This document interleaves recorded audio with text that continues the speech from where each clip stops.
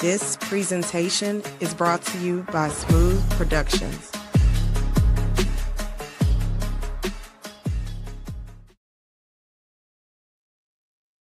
What's going on, everyone? Welcome to another edition of Smoooth Conversations, where the conversations are always smooth. I'm glad y'all here. Going to be another amazing conversation this evening. And I have been so blessed to have this show. For those who don't know about this show, first time watching, thank y'all very much. Need everyone right now to just go on YouTube, if you're not already, put in Smoooth Conversation. That is smooth with 3 O's, and like and subscribe to the page and enjoy this show and the archives of so many shows that I've had since last year. And you can also listen in, like maybe some are right now, on Beat District Radio, beatdistrictradio.com, or download the app on Google Play or the App Store. Just put in Beat District Radio and you'll see the logo and crystal high definition all over your ears. But once again, this is Smoooth Conversation, where the conversations are always smooth, and it's been a blessing to once again to have this show. And the first episode that I ever had was on the fly, and it was amazing. It was the one and the only comedian, actor, producer, Guy Torrey. And how fitting is it to have another legend holding things down tonight with me on this show. This show is all about shining the light on people, keeping things 100, getting the stories told, because you never know who's watching, who could be following in a similar path as that person is. And just to hear those stories and to see the journey, that's what it's all about. Because we see people on stage and on social media, or you hear them on the radio and the whole nine, but you don't know the journey from where they were back then to what they're doing present time. And that's what Smoooth Conversations is all about. And we're about to go ahead and have another great one. So I need everyone right now to share this stream with the peoples, get them all tuned in, and leave comments throughout the show. And if I approve, I'll go ahead and show them off. So let's have a great time, y'all. And this woman here, she is one of the most hardest working, most talented, not just a comedian, but when she rocks the stage, she can be not just on a comedy side, but she's a host, MC, she's a radio personality. I recently found out some other thing that she do outside of on the stage that we're going to talk about. But overall, she just provides a great vibe no matter where she goes. And she makes sure that no matter what you're going through, when she goes to your event or y'all cross paths, you're going to feel great, you're going to feel amazing, and you're going to laugh your butt off. And I've had the pleasure of doing a lot of amazing events with this woman, and I am I am honored to have her on the show this evening. She's also like a Mrs. Jack of all trades, because she just does amazing things.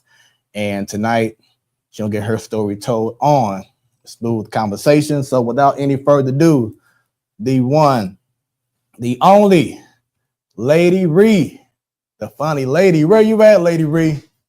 I'm coming. Hey, I'm coming. get it.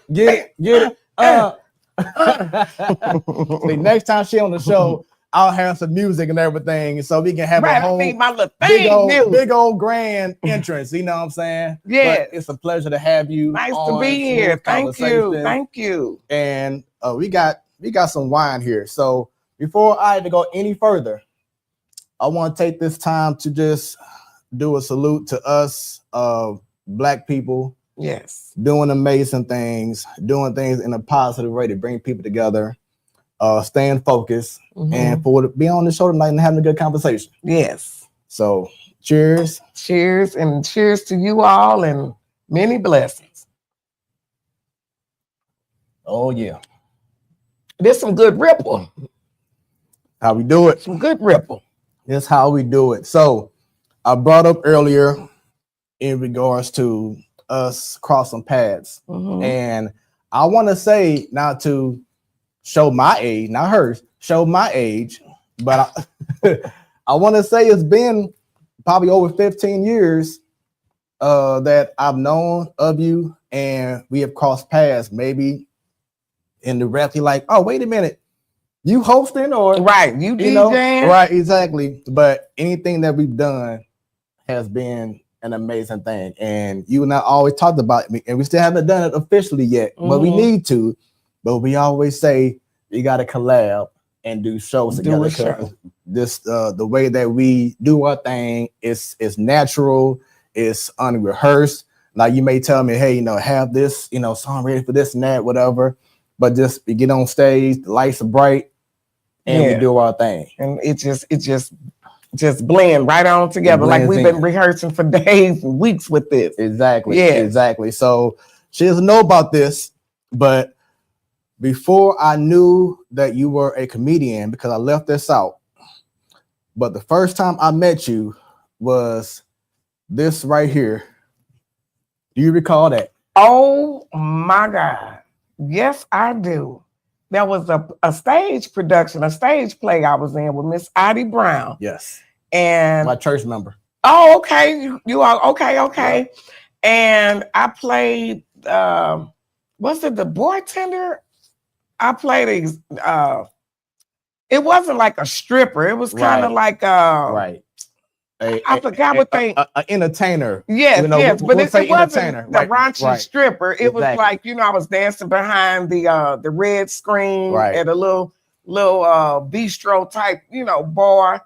And you know, it was so funny when you popped that up there, what came to mind, because when I was doing that, the first night of the show, I had a lot of bracelets on. So I'm dancing and moving my arms, and my bracelet got caught in my wig. Woo. And it's like, you know, this live. So I'm like, if I snatch my arm, the wig going to come off. Ooh. So I played it off, and I just pulled the plug of that wig out of my, you know, and just, So immediately when I saw that, I'm like, I don't remember that.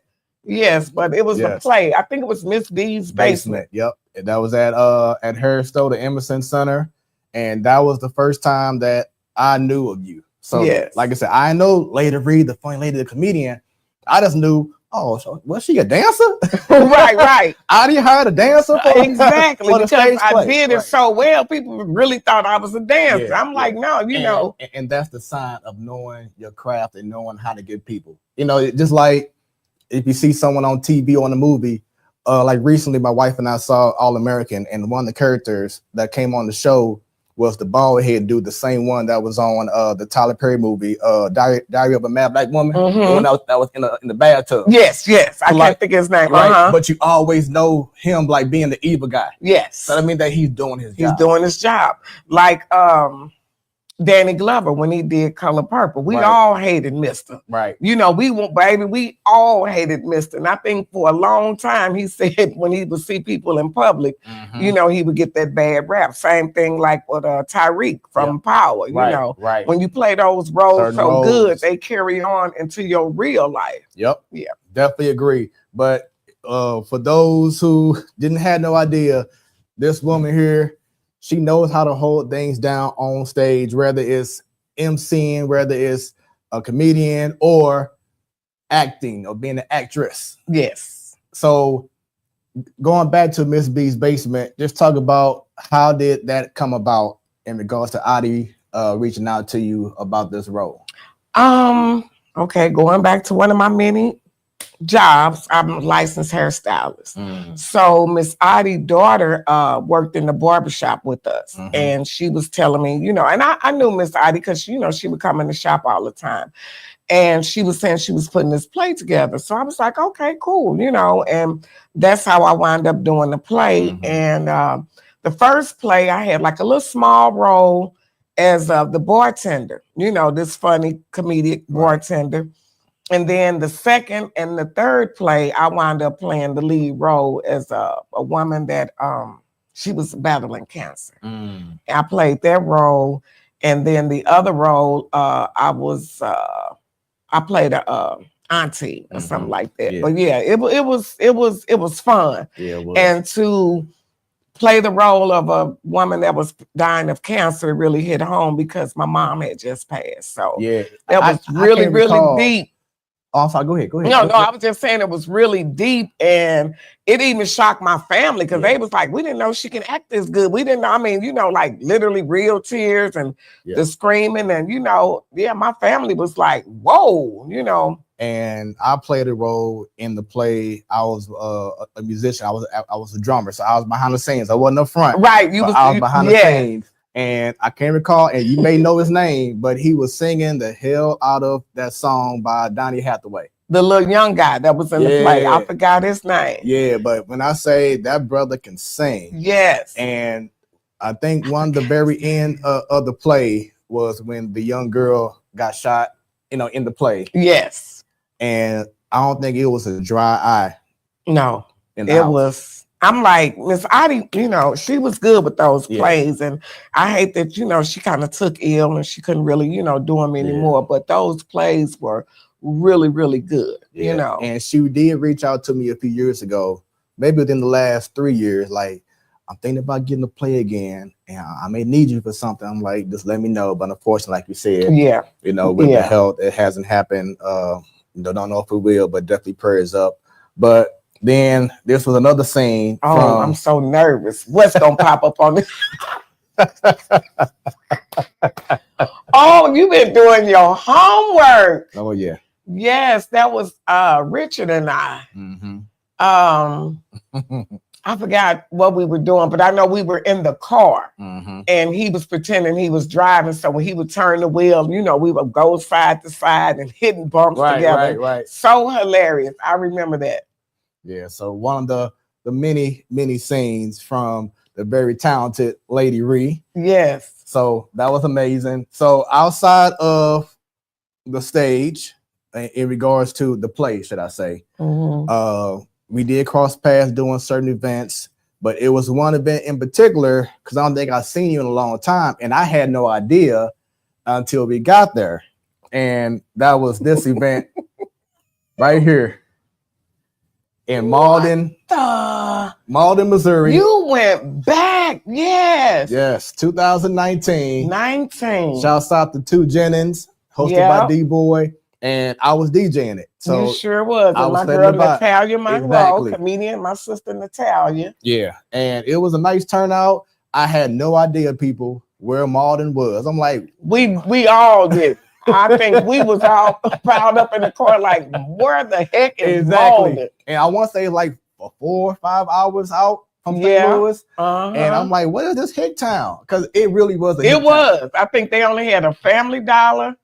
One of those, a St. Clair gas station that I hadn't seen since I was a kid. And 4 black people. And that was us. Yes.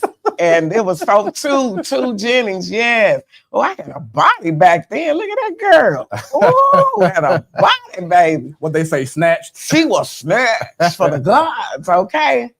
But Jake Lee, I recall him as well. But yeah, that was it was a nice event. And then I was actually invited back out again to Malden, but it was like a different area.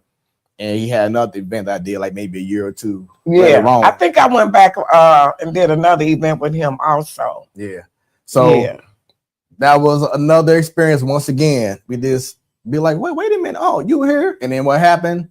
We kick it. We do our jobs, the whole 9. So with that being said, I want to go back to the origin for people who may not know Lady Ree. Talk about the name, Lady Ree. Okay, let me see. Okay, first, my given name is Aretha. Of course, I was named after the Queen of Soul. And then I wanted to be a rapper, coming up back in the day, everybody wanted to be a rapper. That's when LL was coming out, Snoop Dogg, and of course, my favorite MC Light. So, and everybody always called me Riri, So I kind of put that together. My name was, MC Lady Reed. MC Lady Reed. I'm MC Lady Reed rocking on the mic for you to see all the ladies in you city. Blah, blah, blah, blah, blah. You know. Wait a minute. I mean, you know, we be rapping on the back of that bus. You know, that was Brittany Woods. And I wanted to be a rapper. I just knew for sure I was going to be a rapper. But of course, you know, that fizzled on out. Mm-hmm. But seriously, I knew I wanted to be in entertainment, but I just didn't know what. You know, I knew I couldn't sing a lick, so that was out. I thought maybe if I can be a rapper, but, you know, that was out. And, but I was always good with my hands doing hair. So fresh out of high school, my mother was like, you know, one of the moms, you're going to go to school, you're going to go to college, you're going to do something. Mm-hmm. You know, I wasn't college material, you know, because I, you know, everybody ain't college material. It's plain and simple. But plus I barely made it out of high school. I'm like, I'm not going to school again. We're going to do something different. But I came home, I'm like, Mom, I'm signed up for college. You know, everybody jumping up and down. I'm like, beauty college. Everybody, she like, what? Beauty college. I mean, you're good at doing hair. We know that. But, you know, she was like, okay, well, whatever, you know. Right. And wound up doing beauty college and, you know, just blew up in beauty college. I mean, I had people lined outside the door. Wow. My mother was like, okay, it's time to pay bills, man. Exactly. You think you're going to live off this free money? Yeah, you using my gas, my light, so you're going to take which one you want, the gas or the light bill. So I went for the light bill. But, and I always done comedy, not knowing, just being my naturally funny self, doing comedy in the barbershop. So I always worked in barbershop with the guys, because I'm a little rough, you know, a little tomboy, girlish, you know. And people always say, you should be a comedian. You should be a comedian. I'm like, I wouldn't know what to get up and say, you know. But doing the plays, and then came the plays, I met Andre Whitner. And he was doing the clean comedy. He was one of the brothers that was in the play with us. That's how, you know, we would have rehearsal. He would always say, man, you so funny. Man, you should come down and, you know, do comedy. I'm like, man, I don't know how to do comedy. He was like, well, you ain't dying of cancer, but you know how to play that role. I was like, okay, you gotta play. Okay.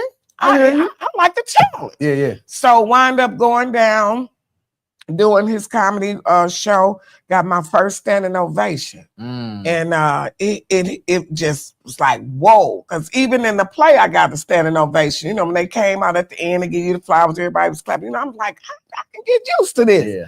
But when that comedy standing ovation, it was a different feeling. Oh, I just caught a chill. Just, yeah. I just knew it was that spirit of God. Like I told you. This is it. This is it. Yeah. And I couldn't explain it. And I was just crying like, whoa, you know.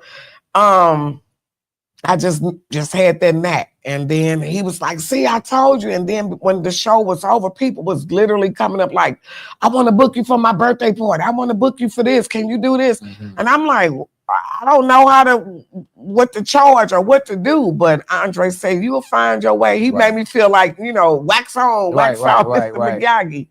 And it just blew up from there. 2016, fresh out the comedy gate. I was voted best female comedian in St. Louis. And then turned around and won it again in 2017. And, you know, a couple other years, you know, 21, 24, you know, it was just going on and on. First year out the gate, 2016, they asked me to be a part of a radio show, Mix 99.5 morning show. And it was just like, whoa, if someone would have told me back in grade school, you're going to be on the radio, I'm like, yeah, right.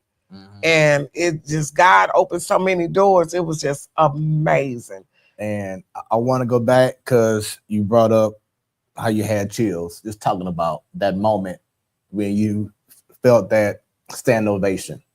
Because I recall that when I was doing certain events, and I can tell as a DJ, I got them.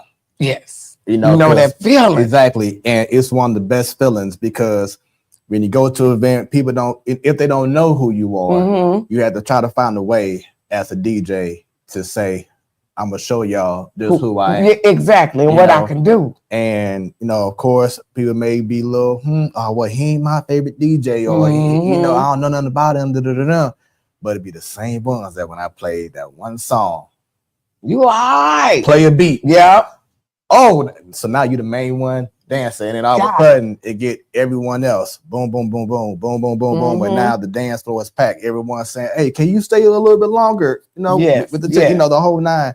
So that feeling has to be amazing. So when you first got into the comedy, after you was pushed into it, like, hey, you should do this, were the people that you were trying to study or you looked at and you saw and you, okay, he did this or she did this, you know, whatever. And I want to add that into making Lady Ree with someone that you took from. I wouldn't say. Or were inspired. Growing up, watching Lucille Ball, Carol Burnett was my favorite. You know, watching those skits, those shows, the Carol Burnett shows with Tim Conway and stuff like that. It was like, I knew I wanted to do that. And like you said, when I had that feeling, it's kind of like when you first catch the Holy Ghost Spirit in church.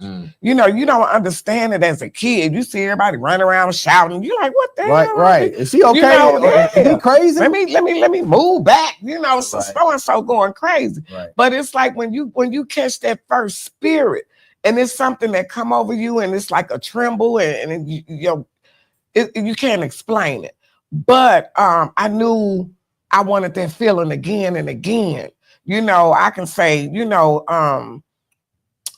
and then when I get it and when I zone into my audience, I don't really pay attention to the ones that's laughing. Like how you said, it'd be the ones that's not laughing that you have to make them a believer. Right. Because I know instantly when I come on stage, they going to start laughing out because I'm come out saying something crazy or whatever. But if I'm watching the audience and everybody is laughing, and I zone into someone over here, and I'm not going to pick on them or, you know, sometimes I might or whatever, but I don't stay on them. But it's in my mind like, oh, you going to crack a smile. Yeah. I'm going to get this laugh out of you. Right. And when I'm, you know, so I'm going hard at my jokes. I'm not even really paying attention to them, but I'm just, you know, like you said, you DJ and you doing your thing. And then I look and I see them laughing. It's like, gotcha, you know, so. Yeah. But of course, Richard Pryor, Eddie Murphy, all the greats, you know, Bernie Mac, all the greats. Yeah. You know. So talk about stage fright or being nervous before a show. When you first started doing gigs, did you ever have that stage fright or nervousness, or were you always just that kind of person that always like, you know what, it doesn't matter who's in front of me, I'm gonna just hold it down regardless? Pretty much, that was me, you know. I can tell you this, I pray before everything.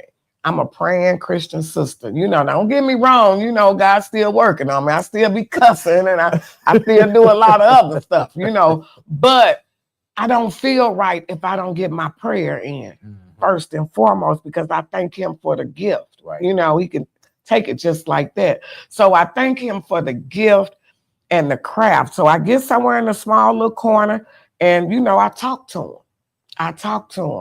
And after that, it's like I'm good. It's showtime. Yeah, it's showtime. And it's been times where I forgot to pray, and when I get out there, just like I'm talking to you, I can multitask. I'm praying in my head, Father God, I forgot to pray, you know. And I'm doing this as I'm doing my show. But I've always promised, you know, when God led me to this platform, that I will always, you know, speak his name. And I will always have to shout him out, you know. And in my shows, in closing, I always say, people ask me, Lady Ree, you know, how could you talk about God? And you was just doing this in your show. And I always sing that old song, I'm just a nobody, trying to tell everybody about somebody who can save anybody. And that's in my closing of my show. Yeah, so without him, you know, we wouldn't be right here. I know I wouldn't at all. Exactly. I know I wouldn't. And I'm glad that you're saying that. And for those watching, once again, please feel free to leave comments if I approve of it, which I'm sure everyone has positive things to say. I'll have it shown on the screen and we can interact with each and every one of you, because we want to shower this woman with all the love that she deserves, giving her flowers, because this is what this show is all about. So don't be shy.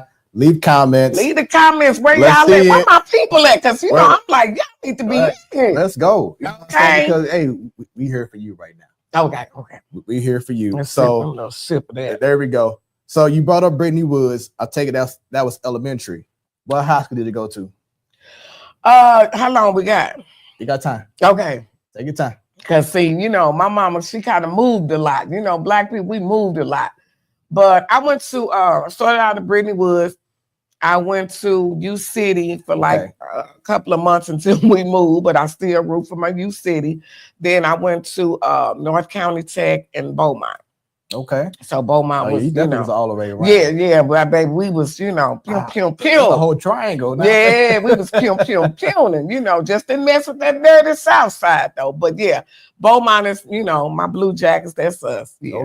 Okay. So I went to the V. Okay, you a V baby. Yeah, all right. To the V, and when I asked you about stage fright or nervousness, like the person I am now was not the person that I was coming out of Bashan. When I went, because I used to go to a private school. Okay, it was the Christian school, Gateway Christian. Probably had at the most 200 people. So leaving from there to going to culture shock. He was like, what the heck? And I always tell the story to, certain people when they ask about, the shift. My very first day at Bashan. Now, backstory, pretty much a lot of my family went to that school. Okay. So I was already there going to basketball games. Because like my cousin played, won state championship. His father was a coach under Floyd Irons. Oh, okay. So my mom went there to high school. She was in the same or almost same class of maybe around the same class as Floyd Irons. So I knew Bashan. It was in my blood. Yeah, yes. So when there was time to leave from Gateway Christian to Bashan, I knew about the school, but I didn't know about the students. Yeah. You know what I'm saying? It's different. Totally different thing. Yes, it is. So my very first day, I'm there. I'm leaving the lunchroom, and it was like a few other students that was sitting on the steps as I'm leaving the lunchroom. One girl had one of her notebook binders or whatever in the way, and I accidentally stepped on it. And she rose up and had a whole attitude. And I'm just like, I'm so sorry. I apologize because I'm not used to confrontation. Right. Coming from where I came from. Yeah. But if you step at a notebook mom or someone's notebook and you didn't mean to, oh yeah. It was rough. So I'm like, oh my God, brutal. It's gonna be a long 4 years. But you know what? I never had no incident since then at all. Yeah. Well, see, I was in school. We was banging. We was. I'm just playing. We was tearing the club up. So you said something. Yeah. But no, I didn't have no incidents throughout my whole 4 years there. Because I came in, people just knew that I was to myself, but I was focused on, especially because my mom, thank you for grounding me to being the man that I am now, because she didn't take no mess. If I didn't have my grades right, I wasn't gonna be playing sports. Ball and none of the goodies. Exactly. None of the goodies. Can't be causing teachers a hard time. So no, my focus was school and education, right, and sports. And I did those things, and ended up being the highest ranked male in my class. Okay. Was a scholar athlete, honor roll. Did all these things. So it's possible, people who's watching, that don't let the environment change you. Exactly. You know what I'm saying? Be who you are. And also it's important to parents. Because you and I are both saying how this world is nowadays. Oh yeah. And speaking of accolades, when I was in high school, did quite a few things myself. I was, I always voted, cafeteria queen, skipping lunch. I'll be on all three lunches. So I was, voted cafeteria queen. Wow. Meal ticket queen. That's a high honor right there. Yeah, that's an honor. Meal ticket queen. Hey, we used to get them meal tickets. Yeah. And whatever color it was that week, it was red for the week, Monday, through Friday. So next week it might be yellow. Red might come back around. I might have a bag full of reds. I'm in there slinging meal tickets. Hey, if you low, Yeah. Holla at Reed. Hey, holla at me. I got them blues this week. What you need? Yeah. I do recall that though in public schools, for those who went to the V or any public school, that you had those different color meal tickets. Yes. Oh man. You know, and some people be embarrassed, you know, because you was on that, you know, free lunch program. You know, I didn't give a damn. I just wanted to eat. Free lunch, whatever. I'm gonna eat. Okay. Got a comment. Shouts out to my fellow classmate from the V, Fallon. Hey, Fallon. Says Lady Reed showing you love. See, that's what I'm talking about, y'all. Let's right. Because I know my people out there. You know, what's up? Y'all acting funny. Let's see, you know, now don't come when I blow up and I do my Netflix special. Then everybody, you know, want to, you know how they do. Y'all want to be everybody's friend. I've been knowing you since. I'm gonna be back then they didn't know me. Now I'm hot. They all on me. Yeah. Y'all better. I need to be seeing some names coming up on this screen. Stop playing. Okay. Stop playing. Boy, y'all lucky I ain't got my phone. You y'all lucky. Y'all lucky. But yeah, so once again, like, share, let's bring in more people because this is, as you already can tell, is a great smooth conversation. So if I was to find someone who went to school with you, no matter which school that you went to, what would they say about you? She crazy. She crazy as hell, funny, kept us laughing, dress her ass out. Ooh, excuse me, bleep that out. Because I've always been a fashionista. I've always loved clothes. All of my aunts, my mom, rest in peace, my mother, Rosie Faulkner. All of my aunts, they all had, you know, like these big corporate jobs. So they always had to be dressed, you know. So that's just what I've seen. And I've always been, I'm a thrifter person. You know, my family like that. We very thrifty. You know, we thrift shop. We can go from Neiman's to the Goodwills, you know. And I've always had that knack, that crafty knack like that. So, you know, even during COVID, I had a clothing line. I had a clothing line running it out my basement, a little sweatshop going. And it was just me, just creating, you know, sweatpants and, you know, remixed sweatshirts and stuff like that, blazers or whatever. And, but it was overwhelming because it was just me. So I had to, you know, dissemble that. I couldn't keep up with the demand. So, but yeah, everybody, that's basically it. She funny, you know, she gonna keep that hair together. She gonna be fly, warm-hearted. I'm a warm-hearted person. Give you the shirt off my back. In fact, I was talking to my best friend, one of my best friends, Warren, and he was like, remember that time you gave them, I don't want to say bums, but you know, the people on the street, derelicts, you know, I gave them my last $20 and got to the next stop sign and my gas light came on. And I'm like, damn it, I done gave them people my little $20. This was a couple laying on the street. They was sleeping on their tennis shoes. And I gave them my last $20. And I'm like, it's cool. I get a book and you know, I'm good. Man, got to the next stop sign, the gas light came on. I'm like, are you kidding me? And it was so funny. I'm like, oh God, just get me home. Just get me home to my cash, you know. And wouldn't you know, a cash app came through. A $600 cash app came through for somebody, you know, sending a deposit for a particular show. And it's like, man, you know, but I'm just a humble person like that. I give you the shirt off my back. No questions, no doubt about it. The people are coming now. Okay, come on in the room. Got Curtis of Conyers, Lady Reed, the real deal before Holyfield. Oh, all right, Mr. Curtis. Says follow her on all platforms, y'all. Thank you. Fallon says, you are fashionable. Hey, Fallon. And we have Pia Horton says, great interview. Thank you. Love, Lady Reed. Thank you, Miss Pia. So I want to talk about that too. And we'll get back to the younger years. But pretty much when you go live or leave a post, you pretty much have a great following and it can go viral. And talk about that feeling of that appreciation of people accepting you for who you are and getting so much love that as soon as you hit live, you're seeing a lot of people just all of a sudden they tune into you. Talk about that feeling. once again, that's that spirit, you know. It's the spirit. It's like, and you don't want to abuse that.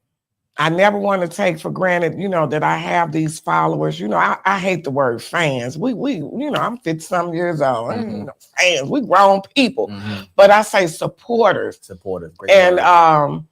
And it's a awesome feeling, you know, that these people believe in me, and everywhere I go, they like, you gon', you know, we see it in you. We see it in you. You gonna make it, and it's a dope feeling that other people see that light around you, even sometimes when I don't see it, sometimes when I'm discouraged. I never would say, because I've done a bad show, knock on wood. Come here, knock on your head. I need some wood. I never had a bad show. I never bombed. And it's like each show, it's like, man, I killed it. That's my best show. But then here come another. No, this was my best show. No, this, you know, it just keep escalating. But damn, I forgot what I was gonna say. See, that's that 50-something. See, no, that's that's that ripple kicking in. But it's a great feeling to have supporters that really believe in you like that, and you know, they can't wait to see you win. I have a lot of people like, you know, just come up to me sometime and, you know, I just want to put this in your hand and, you know, bless you with a little something. I probably can't make it to your shows, you know, or I get a random cash app, you know, from somebody, or like such as this, you know, like I can't make it to your shows, but I want to support you. Or I can't come, but I buy some tickets and you just give them away to somebody. And it literally brings tears to my eyes, because that's one of the best feelings in the world, that somebody see that and believe in you like that. Quick short story about my cat, Ricky Smiley. Yeah. And I hate to, you know, throw names out there and stuff like that, but this is a comedian that I admire. I love, you know, his show. We all love Ricky. And shout out to Ricky Smiley. Also to Kenny Howe. Kenny Howe was doing a show with Ricky down in Grand Rapids. I told Kenny, you know, hey, brother, I'm, you know, want to come down with you. I just want to meet Ricky. Didn't have no plans for getting on the show. Most comics, you know, you got them ones, hey, put me on. Ooh. I'm the type, you know, closed mouth won't get fed, but at the same time, I'm going to be real humble. Right. If it's meant for me, God to make it happen. So we went to, you know, flew down there and with Kenny, and I met Ricky. And Kenny was like, you know, had already told Ricky about me. You know, this is my little sis, Lady Reed from St. Louis. You know, she queen of comedy. She the next queen of comedy, blah, blah, blah. You know, Kenny just showing that love, you know. So I'm like, oh, okay. So when I met Ricky said, oh, so you Lady Reed? I said, yeah, you know, I'm the next queen of comedy. He was like, no, you ain't. I was like, ooh. I was like, dang. He was like, I ain't heard of you. I was like, okay, crushing me. But I'm just smiling. But he was like, Said, my best friend. I ain't heard Said talking about you. So, you know, I said, well, I'm on my way. I'm on my way to be the next queen of comedy. So he was like, oh, okay. He said, well, you can't carry that title if, you know, if nobody never seen you and you don't have these many followers and this, that, and the other. You know, I'm old, you know, old auntie. I don't know about all these numbers, these followers. You got to get this up.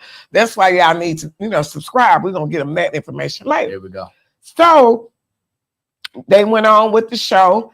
And Ricky was like, hey, you want to go up? I'm like, yeah, of course. I mean, over 2,000 people out there, you know? So I'm like, yeah, I can go up.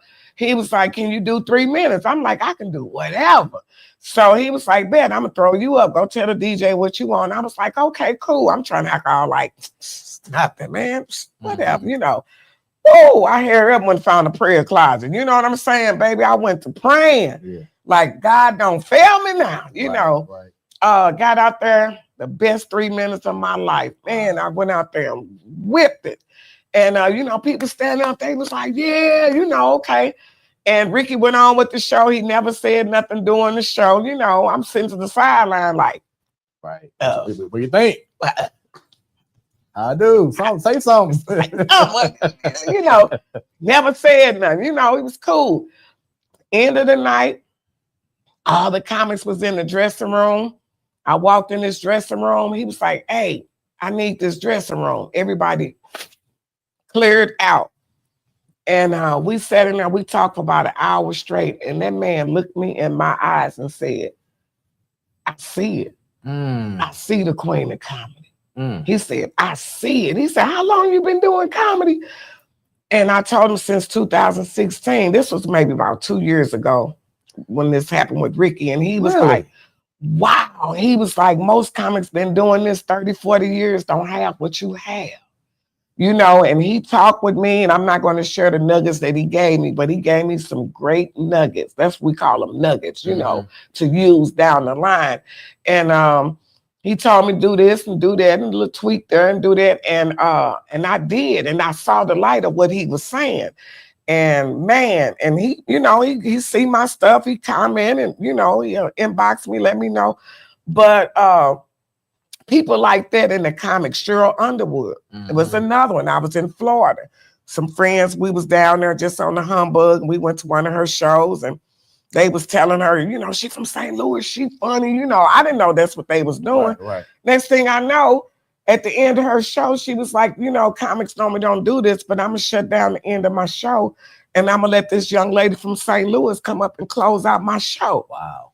Me in the audience, I'm like, who's she talking about? I'm like, it's another female comedian, because I didn't think she was talking about me. She was like, yeah, you, Lady Reed. I'm like, what? You know, got up, closed out her show, standing ovation. It was so dope. But, you know, people like that in general that just see it in you and kind of help you along, you know, they don't necessarily have to open the door for you and feed it to you in a gold spoon or whatever they say. But just to say, I see you and you got it, that was enough for me. Right. To send me home with homework and those nuggets. You know what I'm saying? And here we are. So I want to go back because you said before when you first started out, when you said college, beauty college, and then your mom saw that you was making money off that. Okay, you're doing your thing. Talk about her and your family and that feeling that you had when they realized how proud they were of you and what you were accomplishing as a comedian. Oh, as a comedian? Yes. They used to it because my family, they know I'm that one. I'm like everybody's favorite niece, favorite cousin, you know, when they need a show or anything, because I started putting on shows for the family reunion, even long before the comedy thing, but they always came to me for some type of entertainment, fashion, or clothes. So I was always that relative. Doing hair back in the day for the Bronner Brothers shows back in Atlanta, you know, winning hair shows and stuff like that. Do they still do hair shows now? I believe, yeah. Okay. They not so as widespread as much as back in the day when the Bronner Brothers shows and stuff like that, when we were coming up. But it's like they used to it. Like, that's Reed. She gonna do that. Right. So but the comedy side, yes, all my aunts, everybody, they love it because they like, this is what we've seen you do as a kid. You were destined to do this. And I can guarantee you, if you ask anyone who went to the V, Fallon, you can probably comment on this as well. No one probably saw this part of me coming out, like DJing and being the MC and have my own podcast and having my own sports talk show podcast as well. I'm sure no one, because I was quiet to myself. I didn't really dance at parties. I didn't really go to parties for real until maybe my junior and senior year was when I finally started coming out a little bit more. Yeah. I was just to myself like, I'm good, you know, whatever. Or maybe I didn't feel like I had the confidence yet. Right. But all of a sudden, I got asked to DJ a house party, and actually Fallon, it was Laisha Moore's parents' house, apartment on the south side. and where I just brought in CDs, just a book of CDs, and had the whole party going. And ever since then, that's when I knew. You knew that was it. Okay. That was it. I can rock it, you know what I'm saying, the crowd, you know, whatever it is. So, yeah. So like I said, the person I am now wasn't the person I was in high school, but I always love saying this, no matter myself or others, but progress is sexy. Oh yeah, most definitely. Because believe it or not, I was shy too as a kid, but I used being silly as you know, like a shield or something. You know, I would be silly and funny around my family, but then other people, I'll be real quiet. And they'd be like, no, don't get quiet now. You know, go in there and do the Michael Jackson like you know, stuff like that. And just coming out of my shell in school. And then, of course, everybody been bullied before. So I had to, you know, I was getting in trouble for fighting all the time, you know. And I'm like, I got to find a way to curb this anger, you know, to curb this, you know, this fighting all the time when somebody say your mama or just something, you know, just any little thing. You can't go just fighting all the time. So, of course, then I, you know, mastered the knack of joning, as they call it. Joning. I don't know what the kids call it now, you know, but joning. And I would joan some grown men to cry, you know, and just, you know, finding big words to use. And, you know, we in grade school and I'm saying all kind of stuff to these kids. And they, you know, the teacher's like, oh my God, you know, calling my mama, she calling people, you know, this, that, and the other, not cussing, but, you know, using other profanity words. And I think then I started getting popular, like, you know, and then people like, hey, Reed, you know, Joan on so-and-so. Then you know, we joning, and that's how I gained that audience and like, I'm liking this, you know. But yeah, just joning just brought out the shyness of me. So I'm glad you brought that up, because there have been some times, whether it's a singer or a comedian, where you're going to shows now and the crowd is starting to act out more, starting to be rude, you know, going on stage. Or I went to a show a while back and comedians getting jumped on and, you know, people jumping on the stage. Saying, hey, you ain't nothing, you know, you know. What are your thoughts in regards to that? And how do you feel comedians, because I'll stay with the comedian world, how they should handle situations like that? Because I've seen some that kind of went under pressure and couldn't be above the crowd. They wanted to get to their level, and it threw off the whole vibe for the rest of the performance. Now, for me, I can only answer for me, really, but I never had a heckler. And as much as I, you know, be wanting a heckler, because I told you, I'm the Joan queen. I'll be like, I wish you would, you know, but I never had a heckler or anything of that type. If I have a heckler, it's somebody being funny with me. Go on, girl, I know that's right. You know, stuff like that, or, you know, particular stuff like that.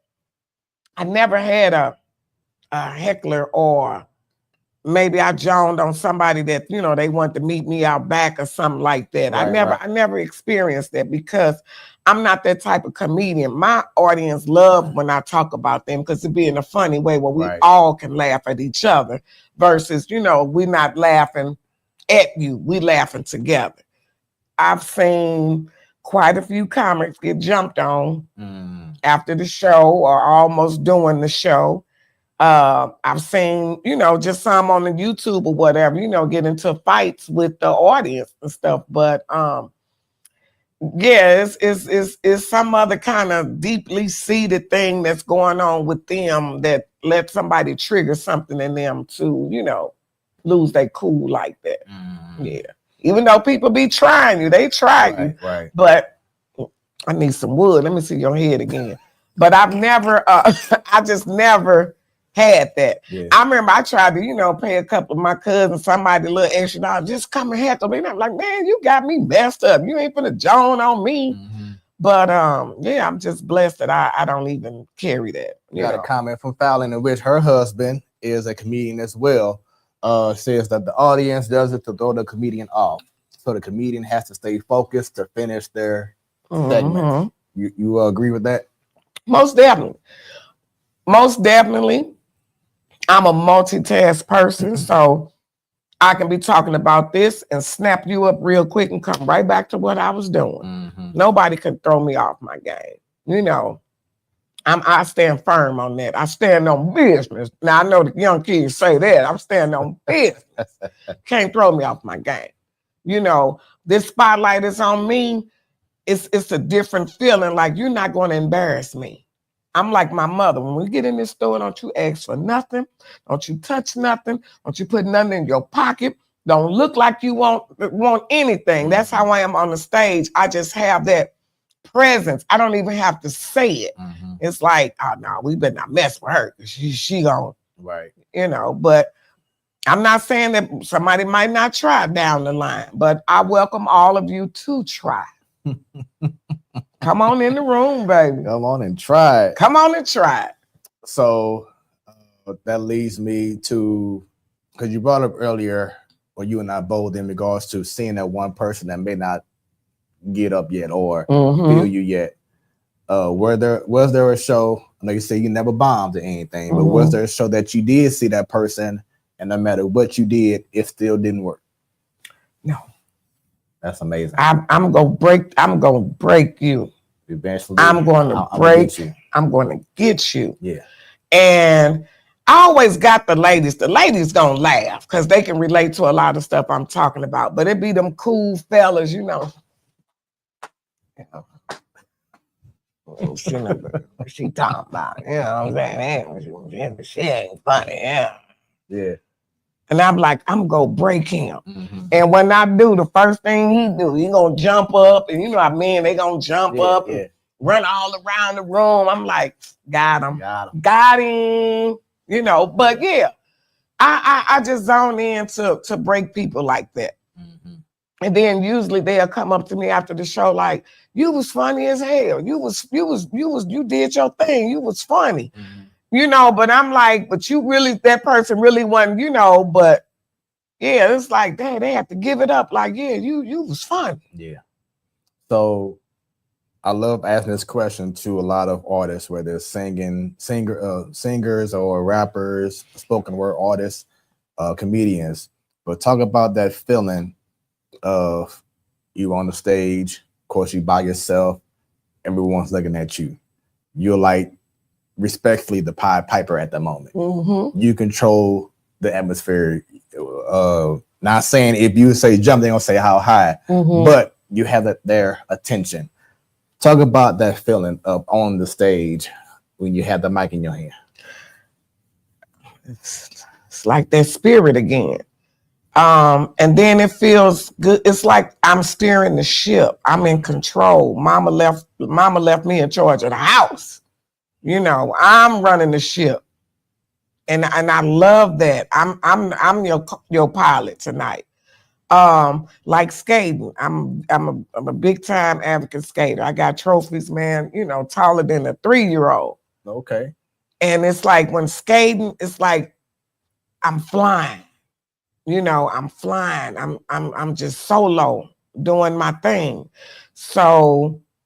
And I always, you know, when I have that microphone, I always say that microphone is a powerful tool.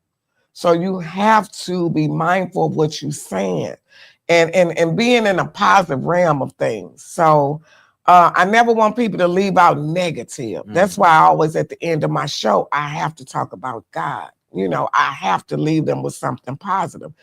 And people come up to me after the show and they say, you know, Lady Ree, I was really feeling a little down, and you really, you know, put some positive thoughts in my head. Man, I feel inspired, you know, because I tell them, people always ask, why you wait so late to do comedy? I'm like, late? I didn't know it was a certain age. Right. You know, if there's something you want to do that. Exactly. If it's a certain boutique that you want to open, or a restaurant, or auto mechanic shop, or a podcast, do it.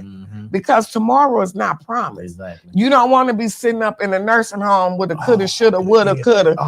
I could have done that. We have the opportunity while we still living and breathing to do that. And able body, do that. Nothing beats a failure but a try.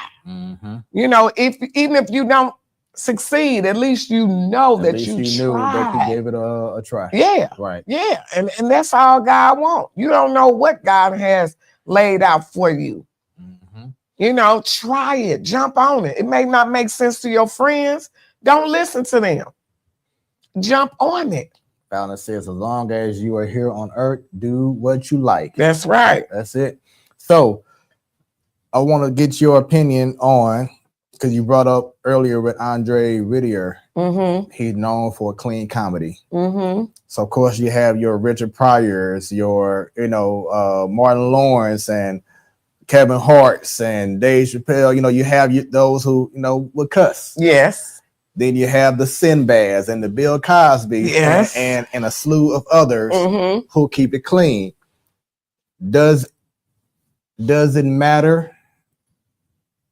Or does it give it a more emphasis in regards to your set if cussing is required or you're cussing on stage as a comedian? Me, it's whatever the client is paying for. It's whatever the client is paying for, whatever the promoter wants. I can do it. I do church comedy. I do a lot of church events. I used to do daycare. I used to go and a couple of my friends own daycare, and I would do story time. And I would sit down with the kids and read storybooks and make it funny and comical form and stuff like that. So I do comedy on any level that's paying or required. I can do clean. I can do back alley cussing. I like to cuss. I like to cuss a lot. But God is working on me. He's working on me. On everyone. Yes. So you ain't the only one.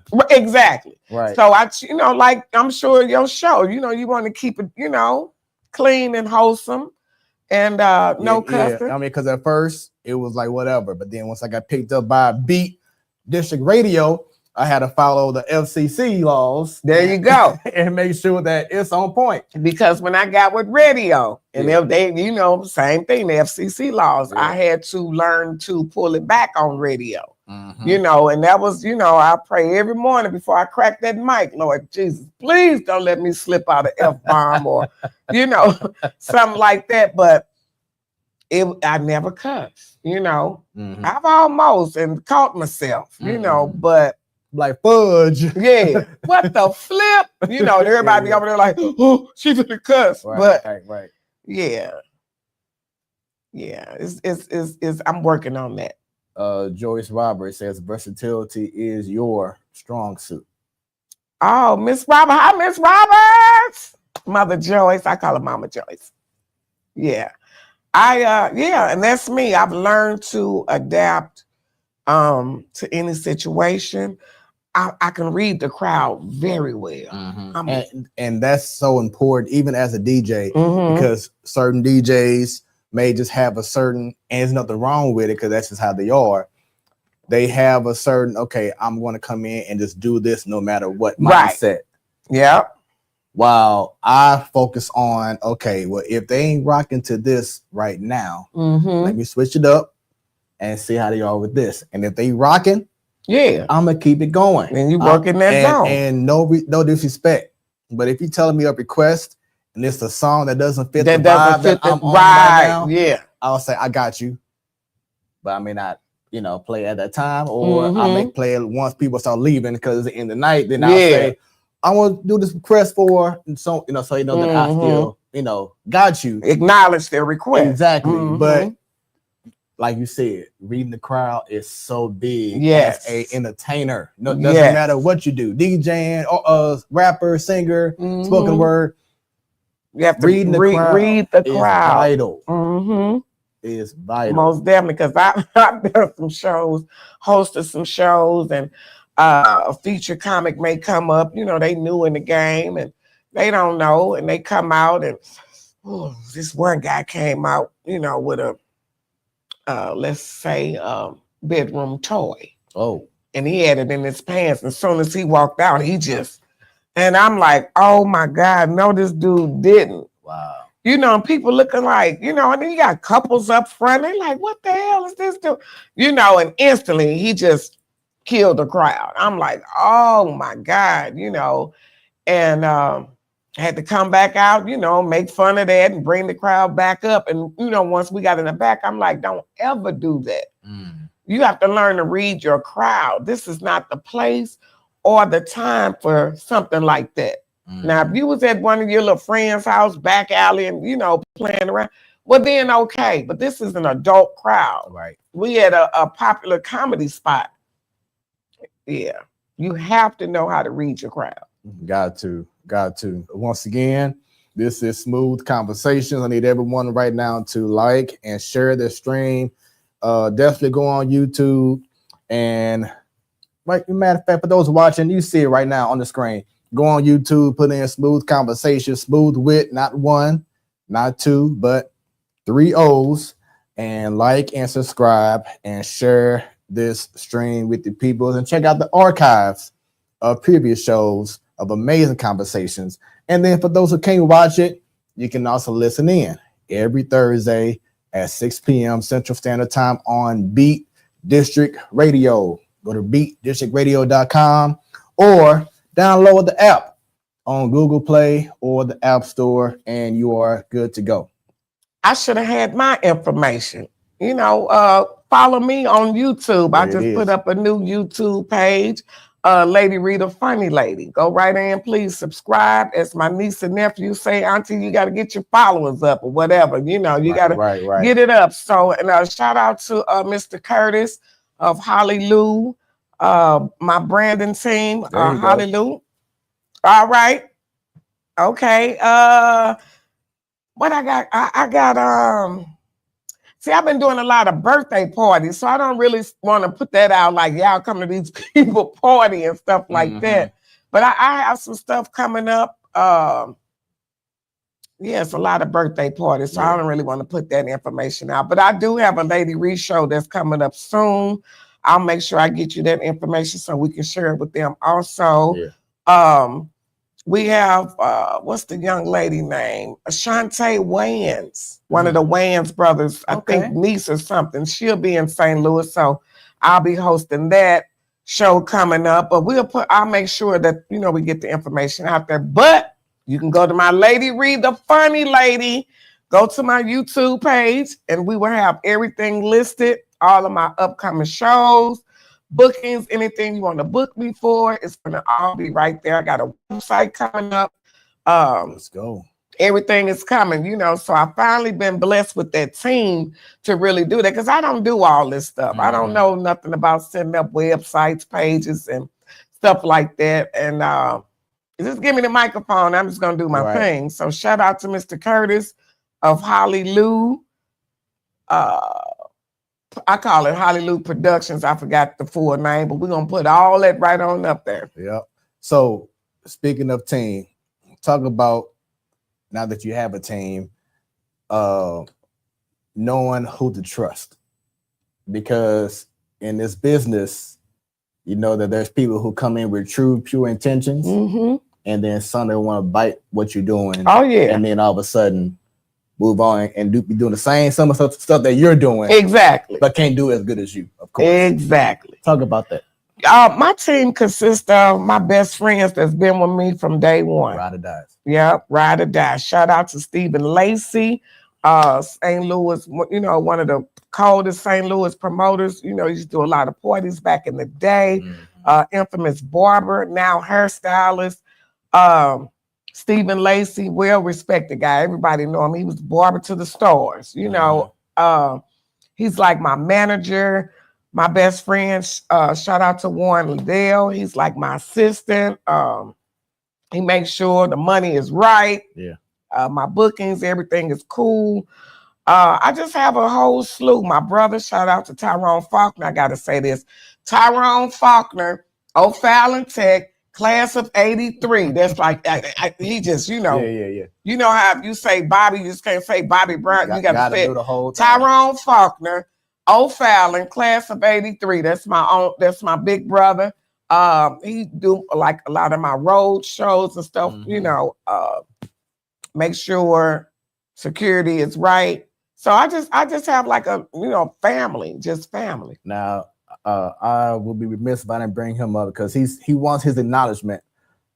Curtis. And of course, Curtis, please send me, put it up there because I'll be they got this little all of Lady Ree the Funny Lady.info. Thank you. That's my website. Lady Ree the Funny Lady.info. That's my website. Thank you, Mr. Curtis, because he's been working diligently helping me get this together. We can put a few videos out. You can guys go on there and check it out. And I was up next because now you're getting into doing skits. So what made you get into that field? Because, and I have to say, I've been watching Country Wayne skits for the last probably 5-6 years now, maybe. Yeah, I've opened for him quite a few times. Really? Oh yeah. So yeah, I probably say to me because of what he does on stage and on iPhone. Probably my favorite comedian at this time because of everything that he's doing. Yeah, like he's building his own empire without having to use Hollywood, and that's the route that everybody's doing. Exactly. Now. Yeah, you know what I'm saying. So he's and I know you have Desi Banks and others who've been doing that too. But Country Wayne has took it to a whole different level. Yeah, and I respect his grind and how he's putting others on as well. Yeah, doing amazing things. So he's been doing skits. And now he has a whole production. He has a whole family of people in different cities, states, countries doing certain skits. So what made you want to get into skits? Always done them. Just like you said, the plays. Always done skits, putting on shows for the family reunion. I don't know. We still do family reunions. A lot of people don't do them anymore. We have them once a year. We go from different states. And each, family member in that state hosted the family reunion. So we used to have like a guest speaker that would come in and speak to the family and blah, blah, blah, their degrees, where they from, all this, all that. So it started getting boring. And my mom was the one that was like, Ree, you need to do something come on, put on one of them shows, do something, Ree. Everybody wants you to do something. Everybody, every year, you gonna do something for the reunion, what you doing? So I used to do these little one-woman monologues, one-woman skits all the time. I would have like a prop box right there, and on front of the box, it would say, hell no. Oh. So, and I used to say, anything out of this box I pull out, I guarantee you're going to say, hell no. Yeah. And that's how I started pulling characters out of the box, different wigs, putting on a different jacket and just taking on these characters. It was crazy. Like that movie Sybil back in the day when she had all those multiple personalities. And it just went from that. That's where the skits originated from. I love doing skits. I love doing plays. And a lot of people just don't know that's my other side because they see me on stage just doing comedy. But they don't know it's a whole line of stuff that I do. I'm very theatrical. I really get down. I may have on heels and be, doing comedy next to I can slid across the floor or because I'm just theatrical like that. And so, you be dressing up. I'll be seeing your MJ looks and your Prince looks and everything. Yeah. I got all that. I'm going to recreate all that. Curtis and I was just talking about that, recreating my Prince skit, my Tina Turner. I got a mean Tina Turner. People, if y'all have not seen it, because the last 2 years that we've been doing the New Year's Eve thing, I believe both of them, you bought out the Tina Turner, or if it wasn't the first year that you did, it definitely was this past year. But I know in other shows that you and I have been a part of, you made sure that you grab people. Yes. Grab the ladies. They love it. And they get it in, y'all. It'd be a whole show. They love It'd be a whole performance. I'd be like, okay, she got another calling in regards to yes. And they love it. Sometimes when they see me, you gonna do Tina tonight? Even if I'm not in costume, they want me to do Tina. Yeah. And I love audience participation. I love, calling people up to share the spotlight with me. And it just makes the sisters feel good. And, you know, even the guys, I get them up too. I can have 3 or 4 Ikes over there, you know. Right. All fight now. Yeah, exactly. They love it. So Curtis and I, you know, I'm going to recreate all of that. I'm going to recreate Martina, Prince, Michael Jackson, just a whole slew of other, you know, singers and stuff that I do that people never even really seen me do. They just don't know. You don't know. You don't know. You don't know. I love it. I love it. So, this is a question I asked another comedian, and this is more something that goes to the female side of the game.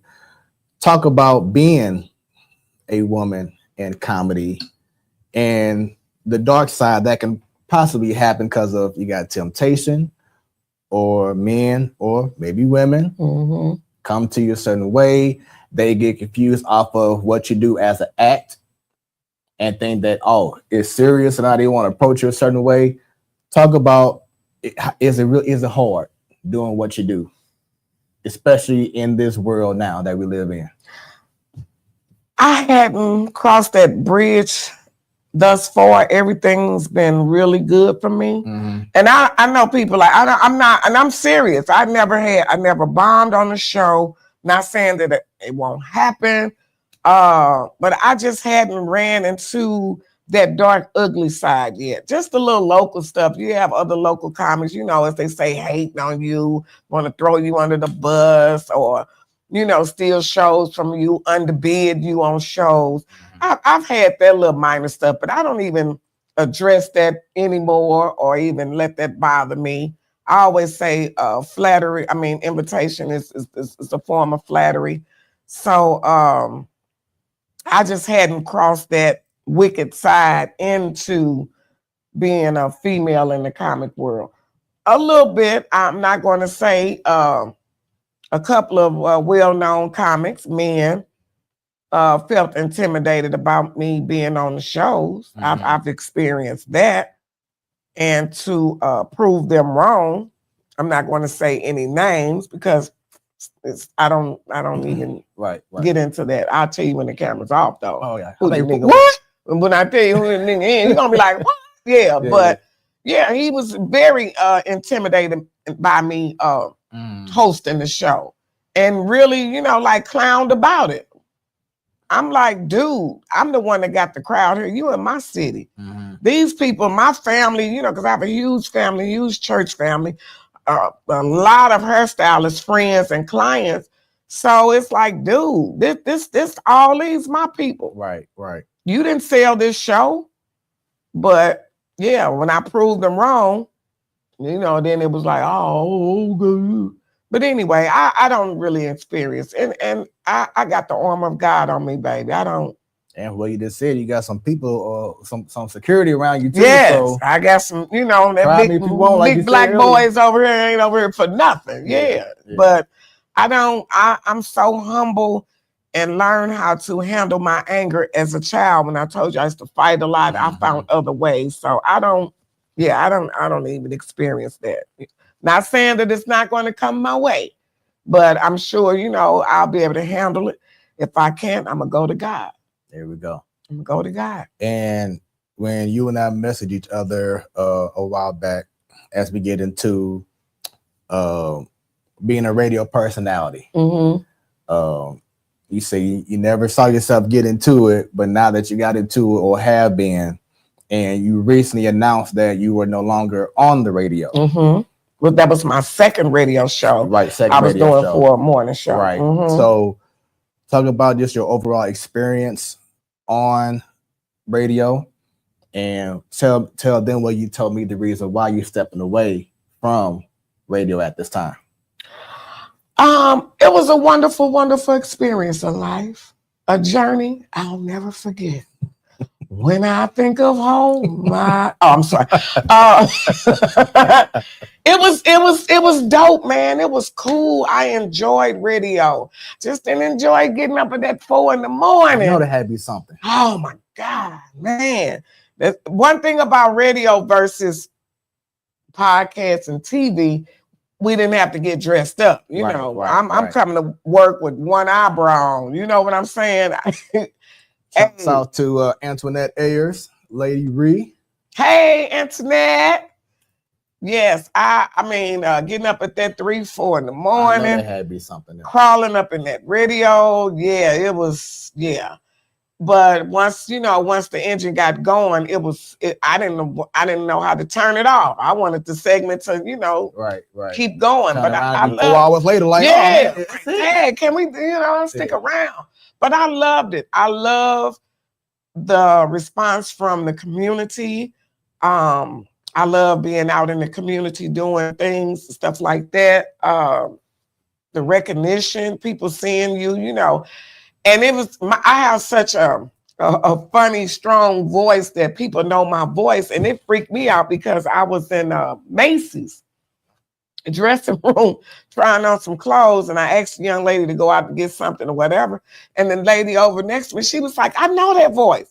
You the funny lady, don't you be on the radio? And it was like, whoa. She knew my voice before she even seen my face. Right. But I loved it, being able to reach the community and doing a lot of positive stuff for the community through radio. Yeah. I really love that. That's awesome. Yeah. But stepping away, everything is changing now. Radio is changing. You're seeing a lot of radio stations folding now. Yes. It's just a time of the turning and the changing of the keys, as they say. Radio is about to be obsolete soon. You don't have the DJs sitting in there actually playing the records and stuff. Right. Everything is programmed. Pre-recorded. It's pre-recorded. It's like a jukebox now. So the big people like, well, why are we paying you all just to come in here and AI is taking over? We can get AI to do voices and, hey, welcome to Foxy 102.5. Stuff like that. So I wouldn't put all my eggs in the radio basket right now. I really wouldn't. But to join somebody's team, hey, Ricky, now if you want me to come on the show. Now he different. Yeah, that's different, Ricky. I ain't saying don't call you girl. But I would join, join in with somebody like that. But to do that 4 or 5 in the morning and just starting over from the ground up now, especially if it's a newcomer radio station, they just on air, it's just hard. But you never know. I don't know. Yeah. I may go back. And I had aspirations of wanting to be a part of a sports talk radio station. But then over the last couple of years, I've been seeing prominent people who's been doing amazing things, who's been there from the ground up, get let go because of what you just said. Things are changing. Things are changing. So, I mean, I'm blessed to have, this platform social media and now Beat District Radio, to do this and be on, it'll still be me. You know what I'm saying? And not lose your integrity. Exactly. Without, this has to be, the ratings say that. No, it's just us doing what we do best and having a passion, which is important. Because I believe, as you were saying earlier, in regards to being a comedian, you needed something to be a release. So you being a comedian is like your therapy. Is that correct? Of course. Yeah. Of course. You,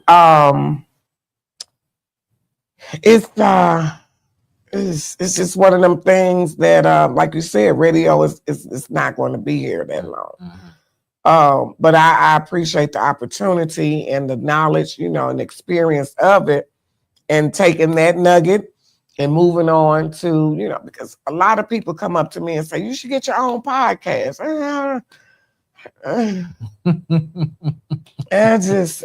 I mean, if you get the right people around you, which you're already saying that you do, you can get people to set up this for you. So all you gotta do is walk in. That's the part, doing all this and everything that I would need the team. Once I get there, who knows? I probably will. But for right now, it's like sometimes what you think your path is, God may throw a curveball and like, no, I want you over here. Yeah. So if it's in God's curveball that he wants me to, I feel it. And I will walk in it. Right. I will walk in it. I would love to do a podcast, but I would have to have the right team. Right. Curtis, Curtis, the right thing. And how important is it for you to have like-minded people, and not just like-minded meaning like they say yes to everything? Yeah, because I was just about to say, I don't like those yes people. Yes. I want people, if you don't agree with what I'm saying, say that. Stand on business so I can Stand be better. on So it. we can both be better. I don't want no, people who are afraid to grab my coattail and be like, "Now, Reed, you know you was wrong. You was wrong."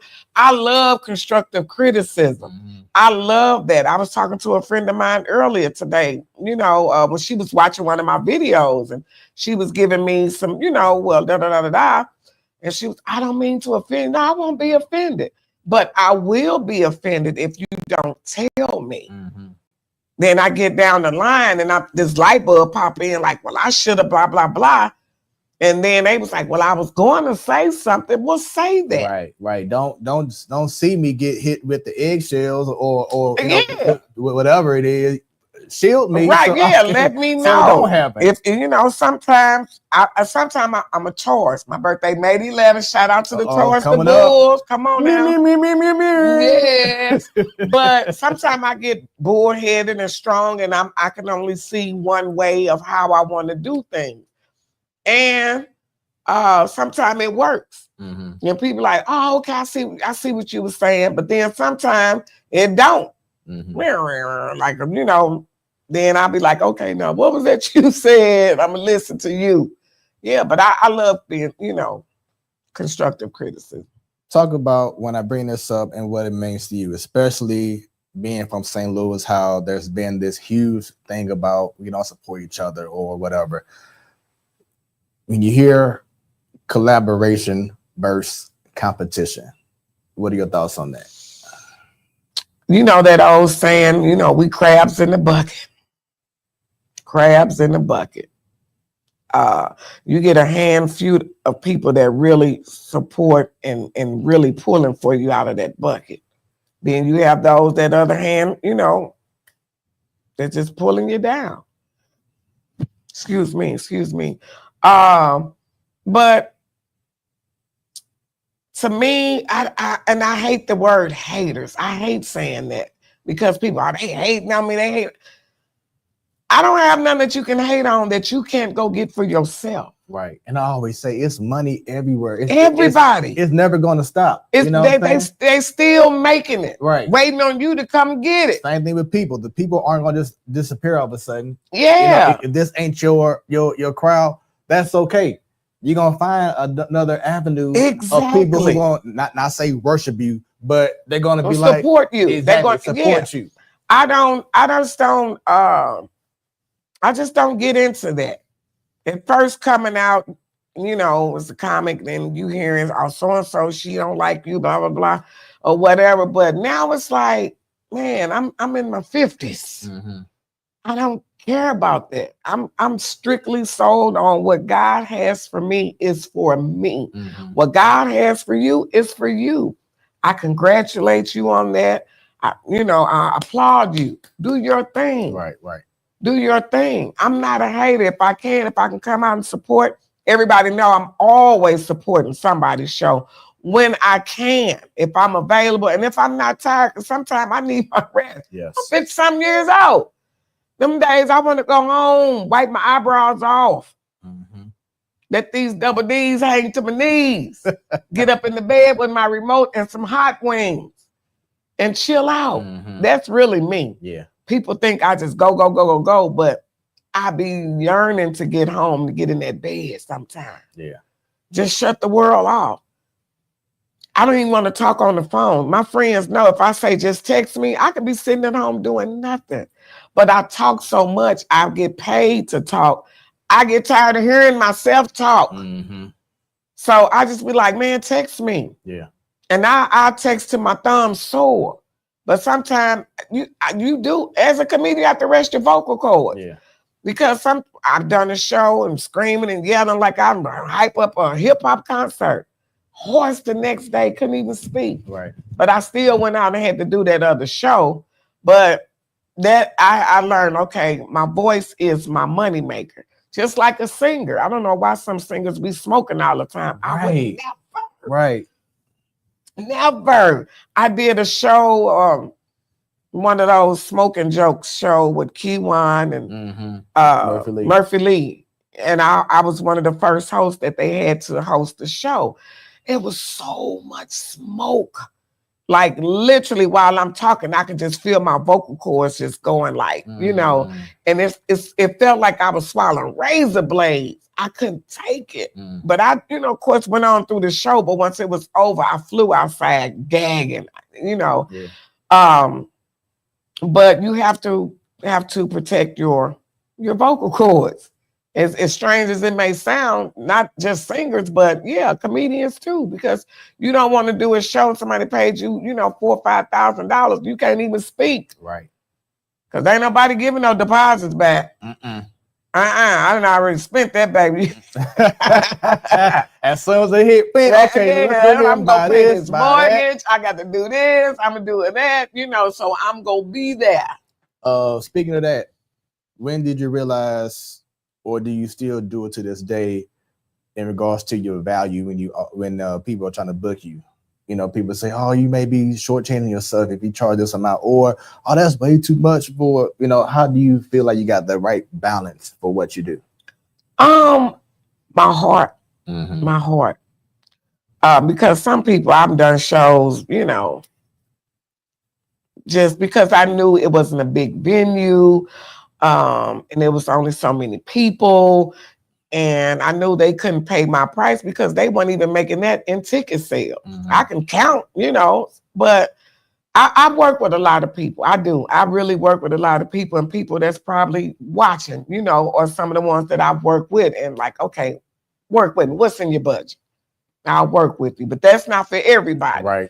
That's not for everybody. Those are people that supported me, walk with me through this journey when I didn't have a pot to piss in. Right. As your mom and them say, right, or a window to throw it out of, or a friend at the bottom to catch it. Now, who's going to be down there catching my pee? I don't know, but that was just old Mississippi saying. But R. Kelly might not let me stop. Wow, rain down on me. Yeah, but it was people like that support me. Right. I do a lot of stuff. Right. Yeah. And that's how I am too. Because, people who believed in me when I first started out, you know, my price go up because the production gets better and better. So, like you said, it's just all about that belief in you. Yes. Because I know that once you book me for whatever it is, you're going to get that professionalism. You're going to enjoy that experience. Yeah. Most definitely. And then, like you said, depending on who that person is, you know, this person been rock with me. I know this person good. I know this person, you know, whatever. Okay, it's cool. And then it's you know, good. Which, excuse me, but which I do want to get to this point, because it could be family, friends, you know, the discount. Talk about that. Yeah. Talk about saying, hey, you know what? It ain't like on New Jack City. It ain't personal. It's business. It's business. It's business. Family, they my ride or die. I'm sorry. They my ride or die. I don't even, you know, I do stuff for them. They birthday parties. They know they can just, you know, make me a pan of dressing or something like that. Big mama, make that spaghetti, you know. But I do it all the time for my family. I don't. See, I'm not at that Kevin Hart status, you know, where I got this big money and they want me to come do one of these big shows and make not like that. But if we talk about family come over doing something at the house or they rent a little event space, yeah, I do stuff like that all the time, free for my family. It's nothing. But friends and stuff, we have to draw the line. Yeah. We have to draw the line. We have to work out something because I can't pay this mortgage on friendship. Right. You know what I'm saying? Right. I still have to take care of, you know, my daily needs. But and for as promoters and stuff, hey, my price is my price. Now you can roll with it or you can get somebody else. But or you're going to have that quality of what Lady Reed brings. because I'm a stand on business, and you can stand on business with me. Any show I've ever done, I'm going to bring it. I get the people in there. You're gonna have a good show. Your production gonna go smooth. I've hosted a lot of fashion shows. Not only did I just be the MC, just standing there waiting on the models to come out, I get there 2 hours early and get behind the scenes. Don't be on time. Please don't be on time. Oh, that's a pet peeve of mine. It's mine too. I cannot, and I've never been late for a show. Yeah. If it started at 7, you best believe I'm going to be there at 5 o'clock. I'm going to be there at 6 o'clock, but I don't like to be rushed. I like to get there and see the layout, what's going on. I like to sit back and chill, maybe have a glass of wine. And I don't do a lot of drinking before my shows because I have to be aware. Now, that's one thing I can't juggle is drinking and doing comedy, because I know my speech starts to slur. You be talking all crazy. People can tell. Yeah. And it's an ugly look. I'm Lady Ree. I'm a lady first and foremost. So I can't be out there slurring my speech and stuff like that. But you're going to get a good quality show when you book me as a comedian or a host. And people say, well, I don't want to be last or put me first. I don't give a damn where you put me on the show. I'm going to kill it. Whether I'm the host or the opener or whatever, or the headliner, you still going to get that great quality of work, because I'm Lady Ree, the funny lady, and I stand on business. There we go. And speaking of business, another pet peeve of mine, especially with our community, is the lack of professionalism and customer service. Oh yeah.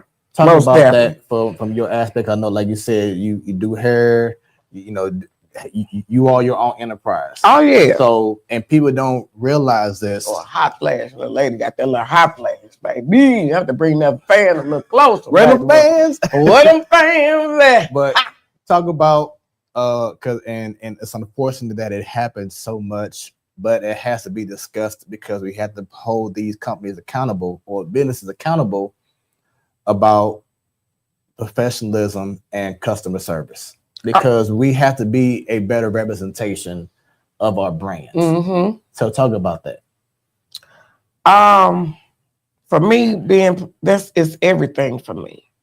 It's not just about looking good and being on stage with the microphone. It's just my professionalism, period.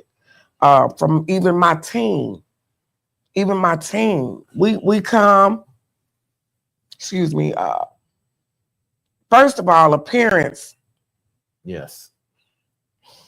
I can't say that enough. Yes. Appearance of how you show up on your job. Man, stop sagging.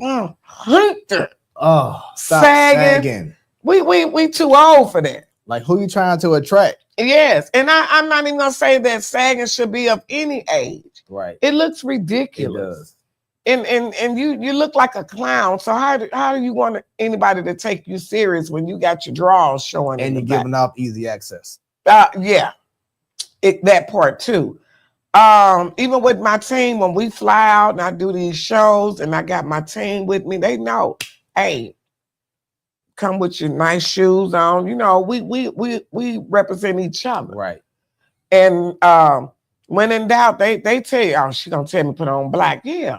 All of my team gonna have on black because we look uniform. It's just like a band. I think everybody should be on the same accord.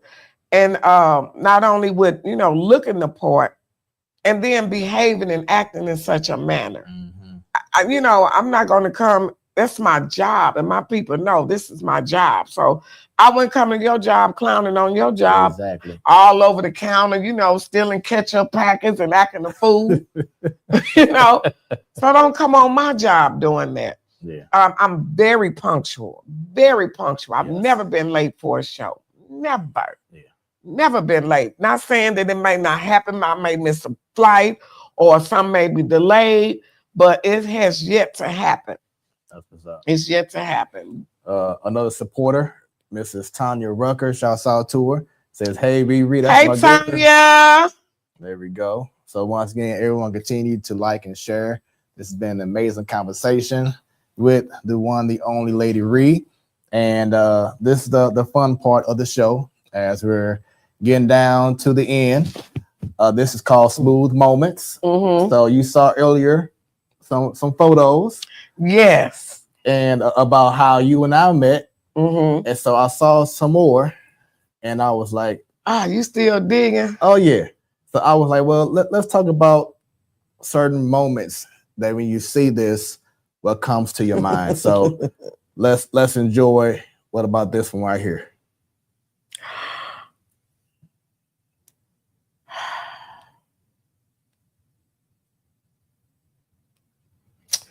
You got me.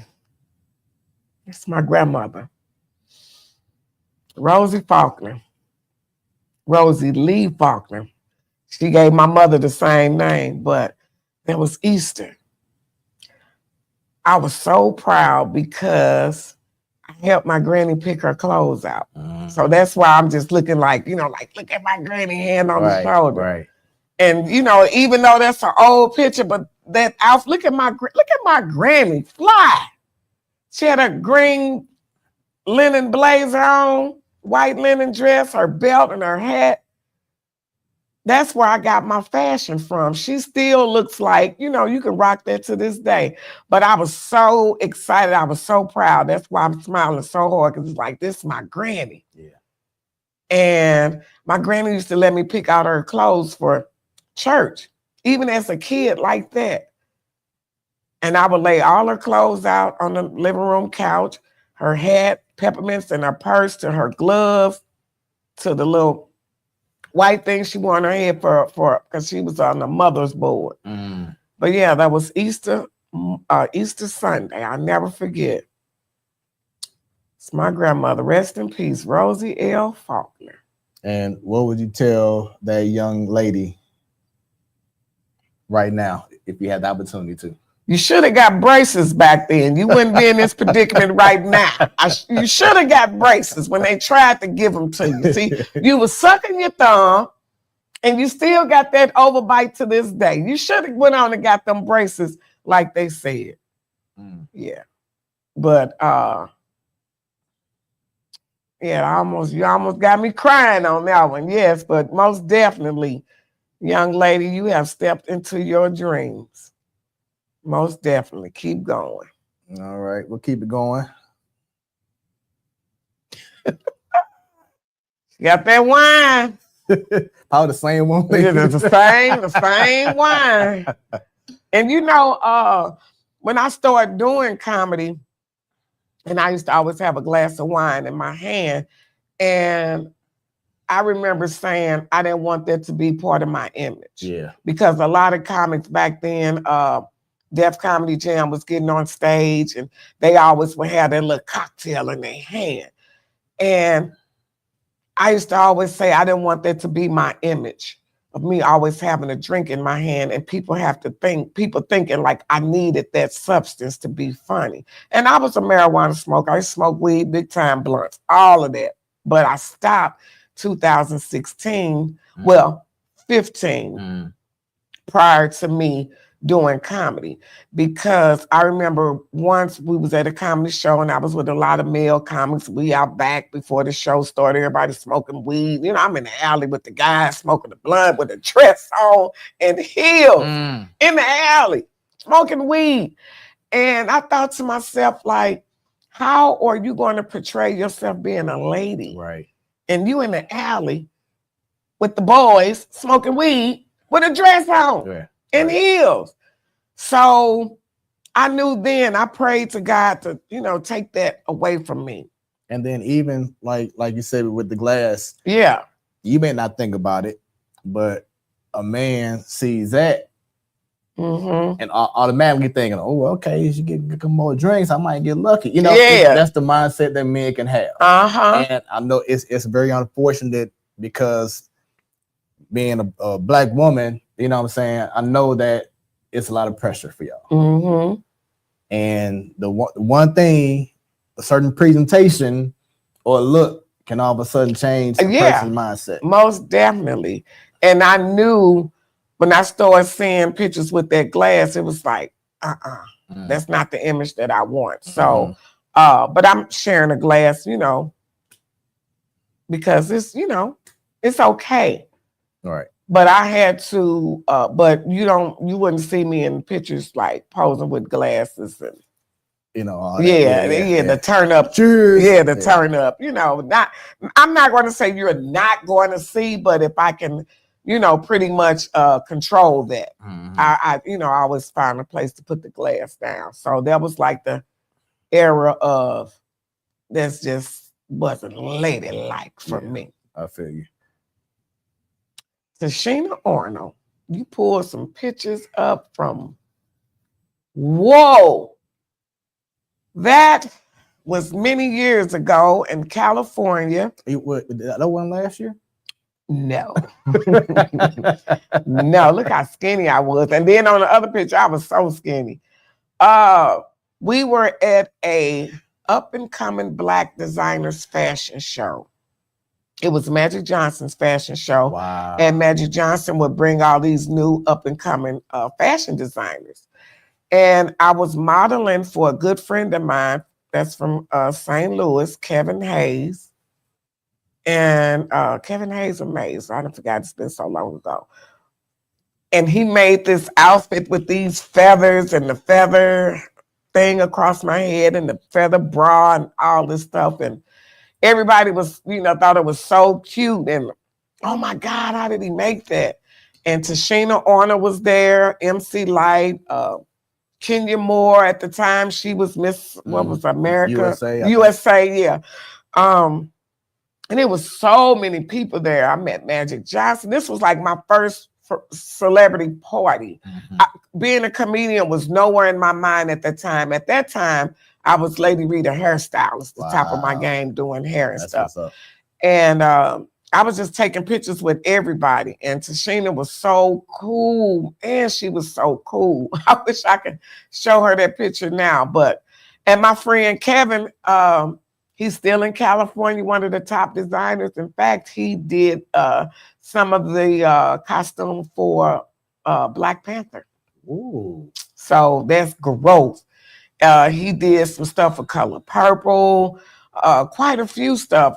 Shirley Ralph, he just, it's all in that community now with all of them. Talk about having that relationship with people like Tashina and other, celebrities. Just like me and you. Yeah. And that was the thing. And that was doing Martin, the hype of Martin coming out, doing that. Just cool, just kids, man. We were kids, we were kids, but we still look good. We ain't too much age of a difference. But yeah, that was California, my first celebrity show. Walking with celebrities, man. You couldn't tell me nothing. Right. And like you said, this was even before the stage. Long before doing any of the plays or comedy or radio or anything. I had to been in my mid 30s, like early 30s. That's what's up. Yeah. Hot dog. The fashionista. Woo! Hot dog. Look at that hair. That became my trademark, my mohawk. Everybody was, so fixated on my different color mohawks. I was going to see Dinah Ross, and this was my birthday. Was that at the Peabody? It was Fox. Okay, Fox. It was the Fox. Yep, that was 1 year of my birthday, and I just wanted to just go all out. And I had someone make that skirt, and then I cut it up. I had to cut my own split in it because he forgot to put the split in it. So me and some kitchen scissors, hey, I'm gonna make this split. I had freshly dyed blue hair.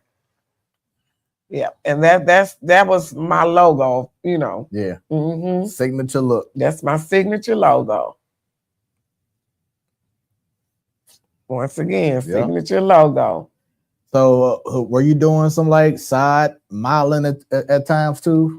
I did, but I never really wanted to model. People always say, because fashion, the clothes, and I should model, but realistically, models being this skinny and all that type of stuff. And then I'm short. People don't realize how short I am when I take these heels off.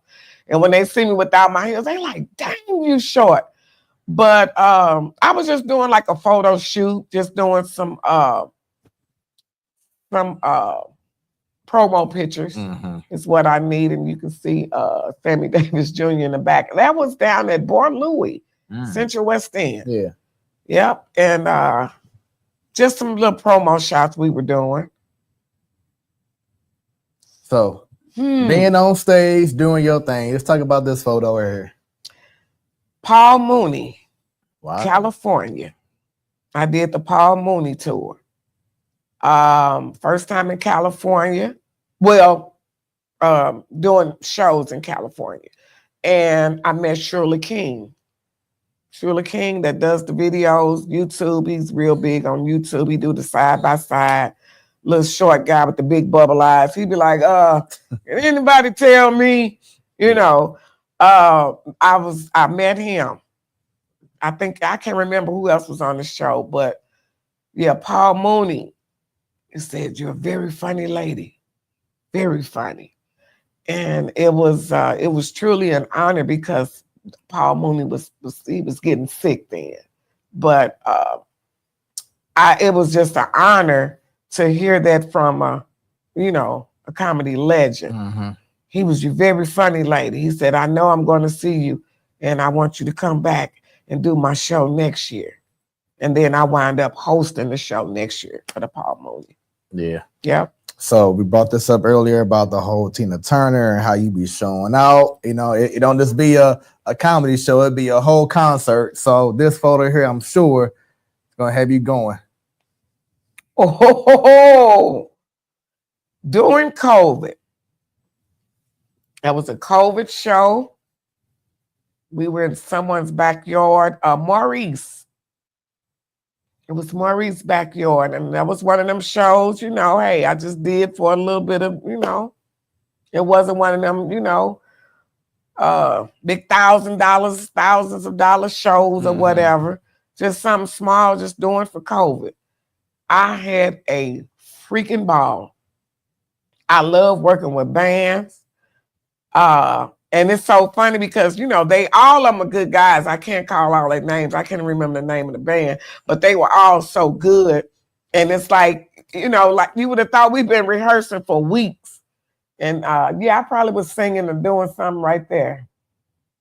Man, what them damn jeans at? Where my jeans at? Shoot, I'm looking at all these outfits. Where them jeans at? Where them jeans at? Yeah. Talk about what COVID did to you and for you since it happened. Because I always say this, like, to me, and for what I'm doing now, like all my content, especially my sports talk show is called The Platform Sports Talk Show. Follow it on YouTube and all around social media. But I had that show going for a couple of years and it was solid. But once COVID happened, it made people be available that maybe wouldn't have been available. Exactly. And then all of a sudden, now the attention is getting there because now they're seeing what the show's all about. What the Platform Sports Talk Show is all about. And so now it's been an amazing thing. Actually just celebrated 8 years. So talk about what COVID did for you, because for me, and condolences to those who lost people because of COVID. But for me, in a professional way, it actually helped a whole lot. And then it taught me that in this life, you have to know how to adapt. Oh, yeah, most definitely. For me, COVID, it taught me how to just be that hustler. How can I, because I had just moved into my house. So, and like half of America, I'm like, how am I going to pay this? And I have absolutely no income. So what you doing right now? I set my cell phone up on the tripod. I had my lights and I started doing basement shows and calling them Lady Reed Basement Chronicles. And I would do comedy and I would put my Cash App up. And when I say the blessings was coming in all night, that thing would be ding, ding, because you know they didn't catch the video right then and there, so they probably came in later on and they were catching, and people were sending cash apps, and I would just lay in the bed and just say, "Thank you, Jesus. Thank you, Jesus." Mm-hmm. I don't even know if it was $1, $200, or what, but people was, you know, I was just laying there hearing it like, "Thank you, Jesus." Yeah. Because whatever it was a blessing. I was doing shows in the basement, skits. I started pulling out my old skits because I keep props. Yeah. I keep props. So I'm pulling out stuff, doing skits. Then I started making clothes, and then I would get on Facebook Live and show my clothes. And if you want to order this, if you want them custom made, you know, inbox me. Yep. And that's how I was able to stay afloat. That's amazing. During COVID. And then doing distance shows like you just showed with the band. People was having, you know, when they were saying it was okay, a little bit you can come out, but distance yourself. People was having shows in their backyards, and you know, they were tables here, table there, and I would come out and do comedy and stuff like that. Or people be over in the other yard, like your neighbors over there. They'll sit out and watch. Yeah. We had a microphone or the big projector screens and stuff like that. Yeah, I was out here hustling during COVID. I caught COVID 117 times. But you bounced back. But I bounced back. You know, knock on wood, I never got sick to go to the hospital. It just kind of affected me like a common cold. Yeah. But I was like, yeah. So as once again about to wind down on this incredible conversation of Smoooth Conversations with Lady Rita, Funny Lady, going back to radio, early mornings, doing your thing. I'm sure putting a smile on people's face as they getting up, going to work, or maybe some who could be going home. And you were part of an amazing team during that time. So I couldn't go on with this show without highlighting this person here.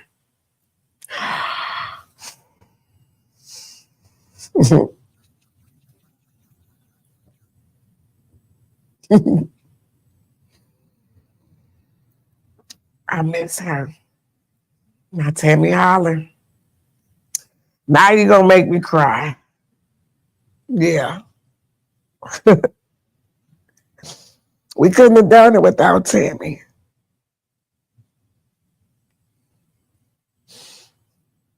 We couldn't have done it without Tammy.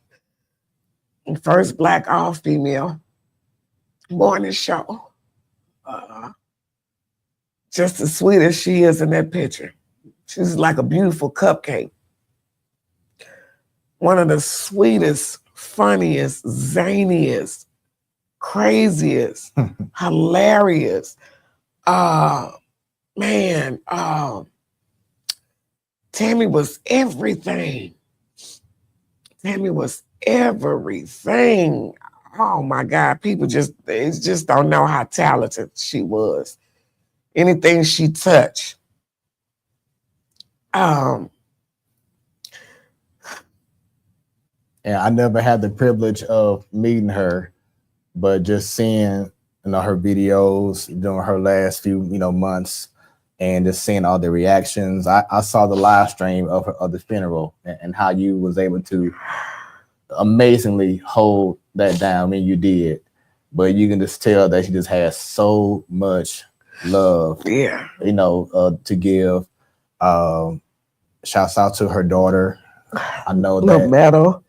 You know, I know that it's not easy, but like I said, I just didn't want to go do this show without giving you the opportunity to. If you have any more words that I know you said, like I said, you had a lot of stuff to say during the funeral, but if you had any more words or just expressions, you know, this is what this show is all about. Tammy, it was an honor to walk with Tammy during her journey of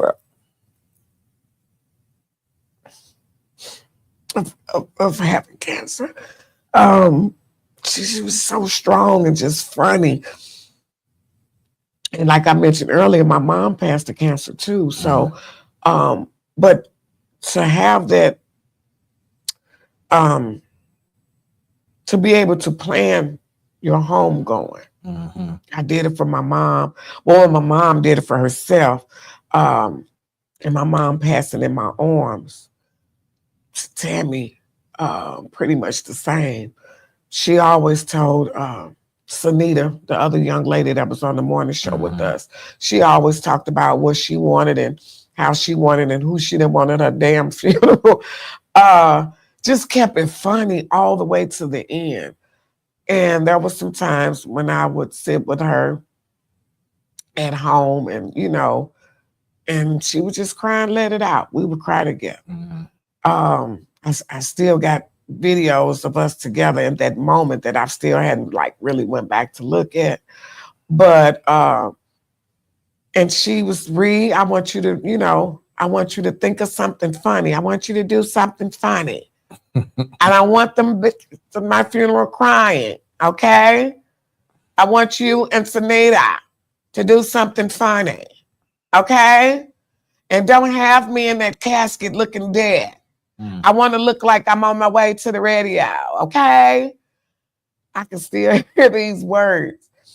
And she was such a beautiful soul. Yeah, so I had to, honor her wishes. And her mom, everybody knew it, and they knew, I was going to get up and do something funny. So I came up with the skit of Sanita and I getting up, and I had a roll of paper towels.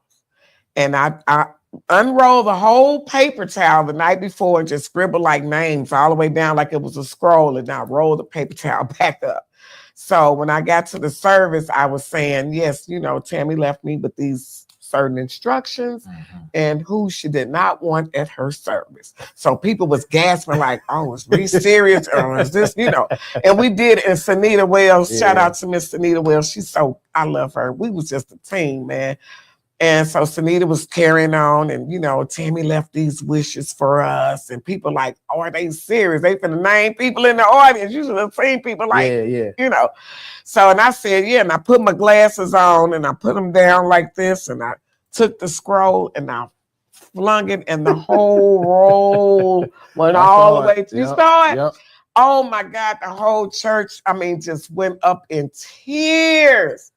And I'm running around with this scroll yeah, so if your name is on this list, and so it was just so funny. But and even with that, people was I want you to do that at my funeral. I want you to do that at my funeral. Oh, wow. But yeah, in which I've done quite a few funerals repasts doing comedy. We'll talk about that later. But Tammy, I love you, sister. I know you smiling down on us and laughing at this whole radio situation because you said it, that it was going to do what it did. Yeah. Not throwing anybody under the bus, but Tammy really pushed for us to have that female morning show, even though she didn't get to live to see it. Yeah. But she really pushed for us. And she is... When you see the arch, you should see Tammy picture right there on top of it, because she loved St. Louis. She loved her city, and she always said she was so St. Louis. So shout out to my girl, Tammy Holland. Thank you for everything that you ever done for me, instilled in me, all the nuggets that you gave us. We love and we really, really miss you dearly. My sister, Tammy Holland. And with that being said, because we have about 1 minute left. Yeah. That is our show. Thank you. Thank you. It was amazing. Thank you. I was looking forward to this from the moment that you said yes. I know you were, like you said, you're a busy woman and you got to get at my people to get at this person, but you made it easy for me. Yeah. And I look forward to doing many more collaborations. Yes, I would love to come back. In the future. And not even this, but, it goes to being out there hosting and DJing the whole nine. So it got was me a over pleasure. Here crying. My eyelashes off. They sticking together as my eyelashes still on. So everyone else, thank y'all for tuning in to Smoooth Conversations, where the conversations are always smooth. This show will be archived as soon as it's over. So stay tuned for that, and stay tuned for much more of Lady Ree as well. And like I said, y'all, go to my YouTube page, Lady Ree, the funny lady. Please, I need those followers, as they say. Go to my YouTube page, subscribe. Lady Ree, the funny lady. And my website is ladyreethefunnylady.info. So please tune in and help your girl out. I'm trying to be the next queen of comedy coming out. Well, the first queen of comedy coming out of St. Louis. I can't do it without my St. Louis peeps. All right. With that being said, Smooth Conversations, where the conversations are always smooth. Y'all have a great one. God bless. What you have just experienced was brought to you by Smoooth Productions. Until next time, stay tuned and stay smooth.